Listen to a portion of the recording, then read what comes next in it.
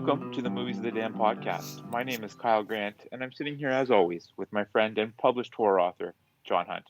If you enjoy what you hear here today, please subscribe to our YouTube channel, check out our Facebook page, and follow us on both Instagram and Twitter at Damned Movies.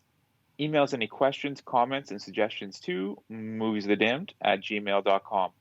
For further details on John's published works, please visit his blog, johnhuntfiction.ca. Today, we'll be discussing Walker Whitehead's 2020 thriller, By Night's End.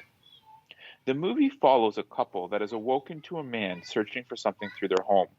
They are then forced to kill him in self-defense, but instead of calling 911, they decide to search for what they hope to be a hidden fortune. Things soon go terribly wrong, though. They now have to defend themselves from a dangerous group who are intent on finding what is later revealed to be a computer drive containing a scandalous video of the mayor. Ultimately, the couple ends up fighting the group off and escaping with the drive themselves. Just to let everyone know, this movie came to our attention when Jenna Willen from the media companies Tricoast Worldwide and Dark Coast Worldwide reached out to us over email. They had previously asked us to review Between the Darkness and Legend of the Muse, which we loved, and Ghost in the Graveyard in Case 347, which we hated. So when she asked if we'd check out this one, we didn't know what to think, but honestly, the trailer really impressed us, so we thought we might as well give it a try and then give our honest opinion as always. So that's how we got here today. John, opening thoughts on the movie? Yeah, I didn't mind this movie. I wasn't blown away by it by any means. It felt middle of the road, but I have to admit, like, I was expecting a horror, and this wasn't a horror per se. It was more like a crime thriller. So that might have contributed to me being not overly enthusiastic about this film. But from what I saw, the directing was good, the acting was good, plot progression moved forward, like, fine in my opinion. And like I said, I wasn't blown away by it. But if you're into home invasion movies, crime thrillers, I would say this is worth your time. I would definitely agree with you that I couldn't put this in the horror category. It was definitely a thriller. There was definitely a lot of kills, but I wouldn't say enough to make it into a horror movie. So, yeah, I would agree with you there that this wasn't a horror. This was a home invasion movie, though, that I really have a soft spot for these. I tend to really enjoy home invasion movies. I'm always intrigued by them. They always kind of scare me a little bit, keep me on the edge of my seat. Having said that, though, I didn't ultimately love this movie. I just thought that there was too many issues with the writing, with the plot. Too many things came up that had me scratching my head and saying, no way, this doesn't make sense. But there were redeemable qualities about this movie. I thought there was good directing, good action sequences, good acting, but just some of the writing really bothered me. Okay, well, let's get on with it. Let's bring up your Yeah, issues. yeah.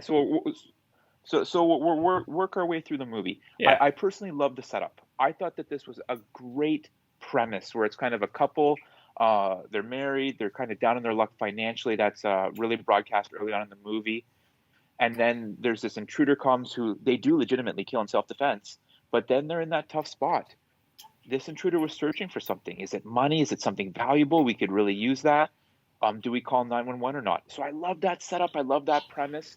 But then it kind of fell off the rails for me. So my first issue. She's awoken and she hears a noise. And she goes to investigate it herself. She's so concerned that she grabs her gun. And I have no problem with her investigating it, her grabbing her gun. She has military training.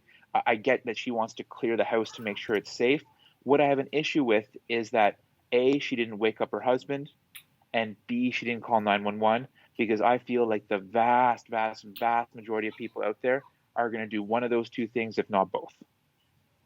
Yes. I don't really have too much to say on that. It's just for character development purposes. It's like I understand. We talked about this before. Like, try not to project what you would do onto a character. Although, like, that's how you bond with a character. You kind of have relatable qualities, and you're like, okay, you kind of walk in their shoes for a bit, right? Which is the whole point of the points of view that they put on the screen. However, like you said, this woman has military training. She's very, very competent. She feels very capable in what she's able to do. And, she woke up, checked the place out with the gun. I don't have an issue with that. I will agree that for the most part, you would wake up your significant other. Uh, but Yeah, is this a deal breaker for the movie? Like if this was in any other movie that you really loved, would it be like, okay, now I can't stand this movie?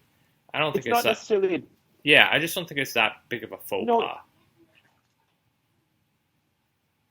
You know what I mean? It's not a deal breaker, John, per se. Yeah. I think when you add it up with some of these other issues that I'm going to Okay. bring up as we go through this episode, all together, maybe it adds up into a bit of a deal breaker for me at least. Yeah. But I understand why she couldn't wake him up, because if she had have woken him up, his character would have called 911, Hmm. and based on where this movie was going, they couldn't have that happen. So that's why she didn't wake him up. But I just felt that that wasn't realistic. But you're right. I probably am projecting myself into that character. But honestly, I do feel that most people, like I said, would have done one of those two things: woken him up or called 911. I'd say, yeah, I agree with one of those two things for sure.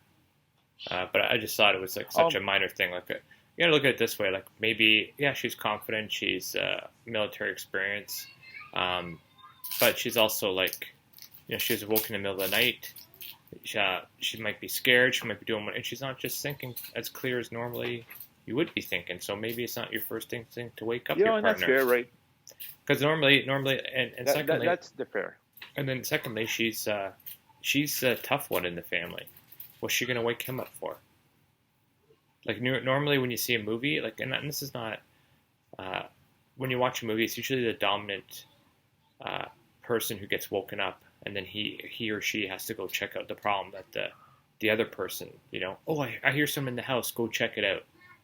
You see that in a lot of other movies, right? So, but she was the dominant person, and she was the one that was woken up. So there'd be really no purpose in waking up the husband if it's a false alarm.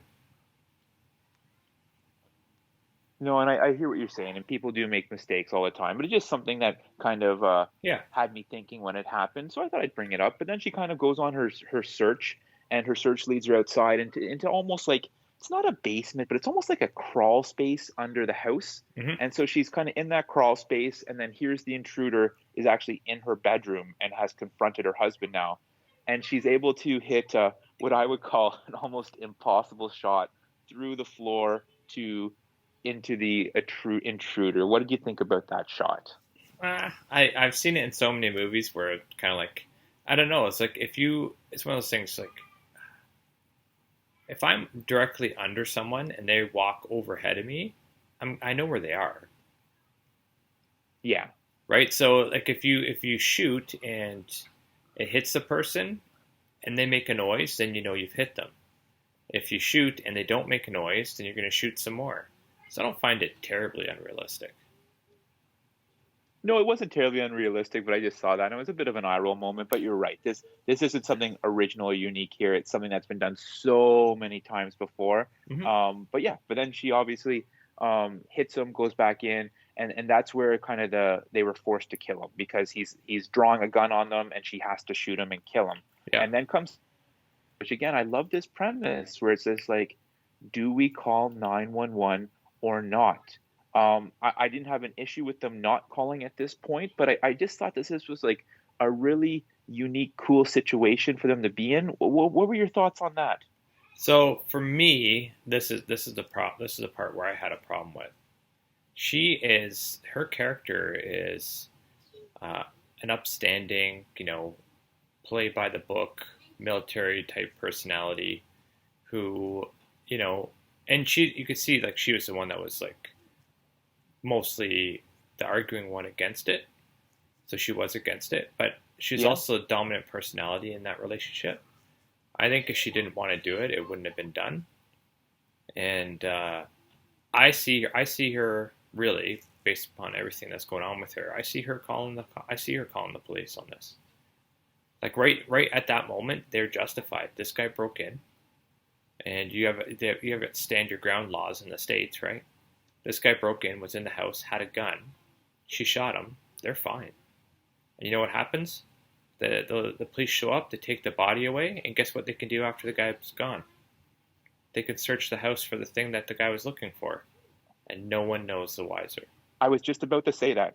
I was just about to say that police come, they have no idea why he broke in. They would just assume it's a burglary or home invasion type of thing. Yeah, And you're right. They take the body away, and then they have all the time in the world to search. yeah. There's no And that pressure. that and that's a very good point.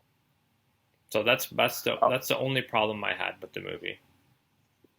yeah, and I would say that I feel that not calling 911 was an issue. At this point, I can kind of okay semi live with it. It was kind of like what you were saying before. It's the middle of the night. Maybe they're not thinking straight. They're so sorry. I'm still here. You're Maybe cutting it was out. the middle of the night. Yeah, sorry. It had a bit of a connection problem, but I'm back now. All I right. was just going to bring up the point. I was just going to bring up the point that it was the middle of the night, and as you said, maybe they're not thinking clearly. But what I can't argue with anything you just said, but I can kind of get behind them not calling at that point. But in my opinion, as soon as they find that walkie-talkie and they see that this isn't just a one-person thing, there's multiple people involved here. You're calling 911 at that point for sure. Yeah. Um, Yeah, I would. I like I said, I thought her character would have called it initially, anyway. So yeah, no, exactly. I yeah, can't disagree with you there, but I'm just saying if for some reason they don't at first, they definitely do when they find out that there's like at least one other person, if not potentially a group of people involved in this, as mhm. there ultimately ended up being. But then I just had some issues with the decision making on top of that. Like this guy is searching through their house for this object, and so where's like the first place they look? They go outside and start looking outside. You know what I'm saying? Like that just doesn't make sense to me. Well, what doesn't make sense to me is that she followed a noise down into the crawl space, and then they didn't check there until much later, Yeah, that's a good point. That's a really good point. right? So it's like, this is where I went. This is where I think he was, and then he ends up being in my bedroom. But this is where I'm pretty sure I heard him rooting around. This is what woke me up. Him rooting around under the house, and then that's the last place I look, and I thought that was weird. Yeah, no, that's really weird. But ultimately, and then going back to the decision to call 911, it ultimately, in my mind, kind of doesn't matter because eventually police do get there. And what Yeah, happens to the cop is as soon as the police get there, yeah, and this part actually did make me jump. The arrow through the police officer's neck. I yeah, for wasn't sure. expecting that, and it definitely was a bit of a jump scare. So like thumbs up to that portion of the movie right there. That was pretty good. That was a well, you really were not expecting that. You really think like that's the last thing. If you're a criminal and you're trying to not draw attention to yourself, the last thing you want to do is kill a police officer, right? Because then you have everyone's eyes on you then, right? So it's like that's the reason why I wasn't expecting it because it doesn't seem logical if you're trying to remain, um, trying to remain secretive and then to kill such a public figure who's attached to everywhere they go by either GPS or radio. Just to, you know what I Yeah, mean? So it was good to do it that way, to have the kill that way because it just doesn't make sense to do it. But it yeah, in that instance, it wasn't terribly illogical. So once again, like I said, I wasn't like watching this movie going, oh, that's junk or this or anything like that. But I wasn't watching this movie going, oh, that's great either. You know what I mean? yeah. No, I know exactly what you mean, and I guess it was unexpected, but there's just like issues with it as well. That's like a home invasion gets called in, and only one police officer shows up, and then I know they tried to clean this up. The leader of the bad guys, the intruders, will said, "Oh, I took care of the police, so no more are coming." It's like, well, how? How did you do that? Yeah, that's impossible. That's impossible. And Yeah, but for the two officers thing though, like I don't know um, how they do it in the states or anything like that, right? I don't know if you're in a small town and you only have like you've heard some of them like some small towns only have a couple officers and then you can only send one, right? Like it's no, that's a fair point. You're right. so I don't know about that aspect of it, but I do know that if you're going, I would think anyways. I don't know, but I would think if you're going to a home invasion type call and the dispatch or whoever doesn't hear back from you, like they're sending someone. There's no way to take care of that. Yeah, and if it is a small town, like said it might be, and that's maybe why only one officer's there, the dispatcher, the communicator, is going to know that person's voice. So if somebody else comes back over the radio, all's good here, no need to send any more officers, like Yeah, no, that won't work. no, that won't fly. Yeah. So that was good. One thing that when I was watching this and I rolled my eyes at it, but I was the one who was in the wrong. Was remember that package that was delivered by Yeah, mistake? yeah, Right away I'm like, oh, that is the thing, that's the thing, and it was like so frustrating to me why they never like checked it until later in the movie. But yeah. then I'm like, it's for sure going to be it, but then they check it and it's not, and so I had to like laugh at myself for being so, I guess, like snobbish about it, if you know what I mean. Yeah, yeah, no, I know. It's like, oh, why? Like, this is obvious, and everyone in the audience would be like, this is obvious. Why haven't you checked it already? Yeah, so, but it was kind of like a cheap. I thought it was a cheap red herring, right? I don't think, Okay, yeah, you yeah, know what I mean. It's I just guess. like anyone watching that, because it was so obvious that um, everyone in the audience would be like going, why haven't they checked this? These people are not stupid. They're paranoid. They're thinking about all these like things that could go wrong, but they're not going to check that. The one thing they both remarked on earlier in the day, like it was just, it's like I think it would have been, I would think it would have served them better to check it immediately for plot progression. Well, what about that package? Maybe he was here to pick that up, and then they go and then they, Yeah, you know what I exactly. mean? Like I think it would have been better if they did it much earlier instead of like waiting so long, because then you just get make you're you're you're affecting character development then, because then the audience is like, well, either director thinks we're stupid or we're supposed to think the characters are stupid. But the characters are not stupid, they're just desperate. There's a difference. So why haven't they checked this? Right? So I think it took away from character development for sure. No, and that's a really good point, because if I'm thinking it, I bet you a bunch of audience members would be thinking the same thing.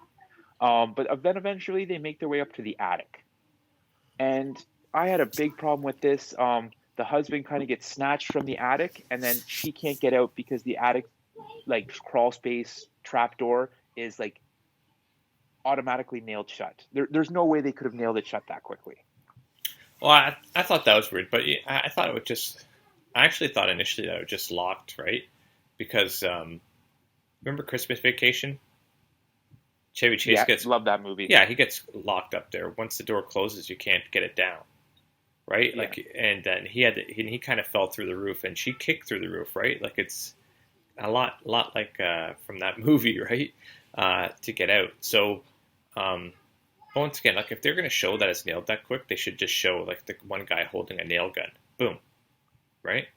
A yeah, quick yeah, a yeah, quick yeah. clip of that, and it would have been done that quickly. It would have been done that instantaneously because like nail guns are quick, right? So You're absolutely right, John. And a nail gun never crossed my mind. I just imagined someone there with like old school hammer and nail. I'm like, there's no way they could have hammered that so quickly. But you're right, a nail gun might have taken care of it, but they also didn't show it. yeah, you have to show it though, right? So that's why you're wondering. If they showed it, you wouldn't be wondering.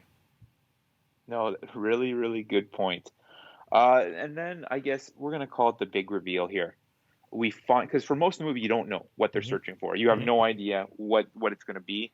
I thought it was gonna be like money or a diamond or something like that, Hmm. but it ends up being a computer drive containing a scandalous video of the mayor, Yeah, and the mayor is going to make them rich. yeah. Buddy, buddy. No, I agree. I thought that was totally I, lame. Or I did you don't like it? know what to say about this. I thought it was ridiculous. I thought it was absolutely ridiculous as well. Remember, like the scandal with the Toronto mayor? Yes. You heard that, like the smoking crack or whatever, and he still Yeah, kept exactly. this job. Like who cares, right? Like I don't. And I get, It's one of those things that if they said what it was, like it's one of okay. So yeah, the mayor said like a quick.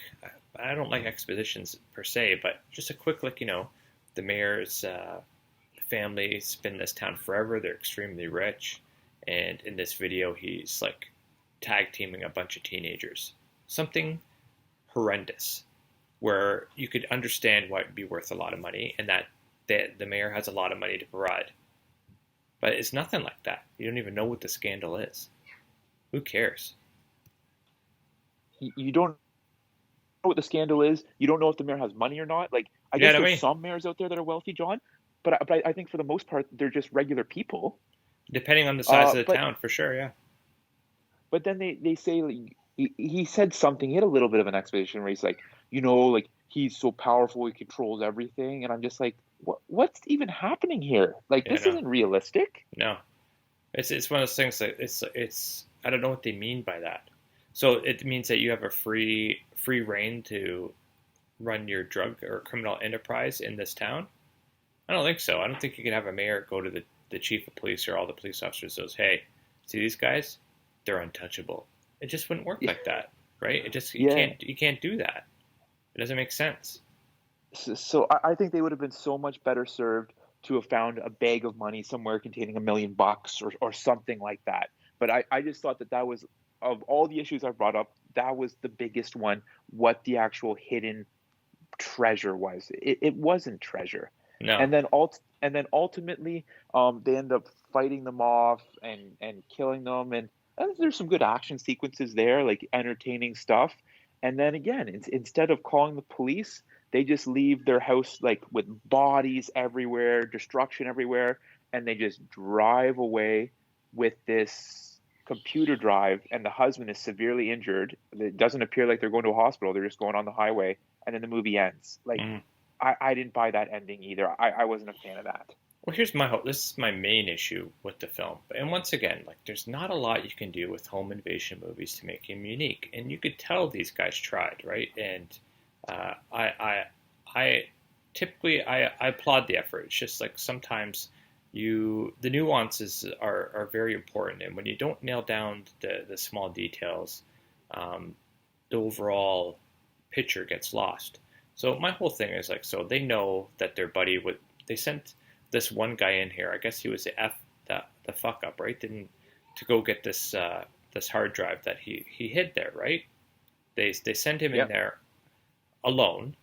Meanwhile, they have a ton of guys with them, right? And this hard drive is worth so much money to them. Like they're so, it's so much, and like they're so focused on it. Like they made a big deal about how important this stuff was, right? And they're able to call off the cops at will, right? Why are they doing all this elaborate crap then? Oh, look, our buddy fucked up and he's dead. Well, let's just go get it. 8 of them go in there and take care of it right away. I don't get it. Why this whole like nighttime of, oh, we have it? Well, no, you don't. Yeah, we do. No, you don't. I don't believe you. Show me. To me, there's no purpose to it because the way they developed the characters surrounding the house, they would just go in and get it. They wouldn't like wait around and play these silly games. They'd like go into the house, 8 of them. Okay, where's this hard drive if you have it? Oh, I don't have it. Okay, let's torture the husband a bit. Oh, look, they really don't have it. Okay, let's search the house then. Right? All that stuff didn't make sense. There's no reason for it. But there's not a lot you can do with home invasion movies. So, I'm when they do pull it off, when they do pull off a home invasion movie, it's exceptional, and it's something that you you have to do one of two things. You have to like either reinvent parts of the genre, or put in something that is so um, unique, but at the same time plausible that you buy in, and you're just overjoyed to be a part of watching that film, right? Like, and once again, it's a rarity when that happens. They did pull it off in this one, but people who enjoy home invasion movies, this is not terrible. This is, I'd still say, it's worth your time. Um, I wouldn't say like all these things that we're talking about kill the movie, for me, anyways, in my opinion. Um, Obviously, it did for you, Kyle, but I just mean like these are a lot of small things that, with a little tweaking, could have been fixed. And I guess that's my big issue, John. I think you just hit the nail on the head right there. Like, the things that I'm describing aren't huge issues. Like these are things that could have been easily ironed out, in my opinion, and it would have really made this movie very good. Because you're right, there are a lot of entertaining aspects to this movie, things that I enjoyed. I was entertained throughout. I was watching it. I was never thinking of turning it off, but there was just too many things that kept popping up that made me roll my eyes, that made me scratch my head, as I said. And just one other comment about what you just said there. You're absolutely right. They all would have just gone in right away. It almost reminds me of, remember those old like action movies or action TV shows where the hero is going up against like 100 bad guys, and Yeah, instead of swarming them, they just go at them one at a time, I know. I and know. he fights them off individually, one after another. Yeah. That's the image that went into my head as soon as you described that. And John, you're bang on. You're absolutely right. Yeah. So for me, it's just like, okay, well, like I said, it's not a terrible movie, but it's not a great movie either. It's just like kind of right in the middle for me, anyways. Yeah, But you're right. And here's an interesting thing that I just realized it while we're talking. There's like they made a big deal about a subplot, but it had nothing to do with the film, so neither one of us mentioned it. okay, Do you remember what it is? I've The you have me curious at this point, but I can't think of it offhand. the dead daughter. Oh yeah, yeah, yeah. That's right. And the big reveal happened when they were in the attic and they were talking about it. Yeah, but they did it they did it like they brought her up throughout the whole movie, and it didn't add to any character development in my mind. It didn't add to the plot in my mind at all. So much so that we didn't even discuss it until right now. You could have taken that Yeah, you're whole right. part You're out of right. you could have taken that whole part of the movie, and it wouldn't have made a difference. They didn't have to have a deceased daughter. They could have just been as they were, a couple who was down on their luck financially. Absolutely. Yeah, no, you're right, John. I don't have any critic information for you. There's this movie like has a page on Rotten Tomatoes, has a page on IMDb, but there's no critic scores on it. Me personally, I unfortunately have to give this a thumbs down, but not overwhelmingly. I'd probably be in the 40s somewhere if I had to rank it out of 100. Do you have any idea where you might fall? I'm at the point where it's like, oh, you really like home invasion movies? Yeah, well, you might like this one. That's where I'm at. So, me personally, I didn't, like I said, I was blah about this movie. So if I'm blah about a movie, I'm not recommending it to someone, but I would recommend it to someone who has a particular um, fascination with this niche. So I would Yeah, say, and that's a good point, right? yeah, so maybe you could put me at maybe 51. I like it. I like it, buddy. And you're right. If someone like loves home invasion movies, check this out. Don't just take our word for it. The fact that For I sure. didn't love it and John's a little blah about it, check it out for yourself. Was just released. Just got released on digital platforms on October 6th. It's on various platforms such as Amazon, iTunes, DirecTV, FlixFling, Google Play, Vudu, AT&T, and a whole bunch others. So check it out. Support independent movies. Absolutely. And again, sometimes we're overly critical of things. It takes so much work to put something like this together. And when you're watching this, it doesn't appear like it's an independent movie. It looks like a polished production with, again, good Definitely. acting, good Definitely. directing, good action sequences. Just a couple small things in the script, in my opinion, that could have been ironed out to make this a very good movie. But live and learn, right? Hmm. For sure. Yeah. And once again, like Well, that's just our buddy, opinion on it. yeah, that's just our opinion. And who are we? Just a couple guys chatting about a movie. That's right. Um, Anything else to add on this, my friend? No, I do not. Then all I have left on my end is just our next movie. And our since we got into a little bit of a home invasion with this one, we're like, let's watch another home invasion movie. And so next, we're gonna watch Your Next. It's Yes. streaming right now on Amazon Prime. It's a movie, John, that I've seen before. I've only watched it once before, I Me want to too. say, and it hasn't been for a few years. Yeah. I'm Enjoyed it the really first looking forward time. to watching it So again. Yeah. yeah, I'm just gonna say I'm pretty sure I'm gonna enjoy it the second time. I don't see why not. And if I remember correctly, I think it was a bit of an independent film that ended up getting picked up and distributed widely and being a big success. Is that ringing a bell for you? No, I don't really look into the background of films as much as you do. Oh, Fair enough, but I think I'm right. But whatever. I'll look into it more Yeah, throughout for the sure. week and You report probably back are to you right. guys next week on the podcast. Hmm. Well, folks, please subscribe to our YouTube channel, check out our Facebook page, and follow us on both Twitter and Instagram at Damned Movies. We want to hear what you thought of today's podcast and any suggestions you have, especially in terms of what movies you'd like us to discuss next. Send us an email to moviesofthedamned@gmail.com. Please also check out John's full-length novels. His first three novels, Dollhouse, The Tracker, and Off the Grid, are Amazon bestsellers. You can also order his novella Balance, his book of short stories, Four Shots of Horror, and his newest novel, Murder Run, all right now on Amazon. For further details on John's other published works, please visit his blog, johnhuntfiction.ca. Thanks for listening, and we'll see you next time. That's right, everyone. And if you're interested, I have another YouTube channel under John Hunt Fiction. I have a series called My Self-Publishing Experiment. This is me self-publishing Murder Run and showing you everything I've done to get it live and get it going and promoting and marketing. And just on a side note on that, just today, this morning, I started up a Goodreads giveaway for Murder Run. And over 400 people have just entered the giveaway. So I'm pretty blown away by that. I'm pretty happy by it.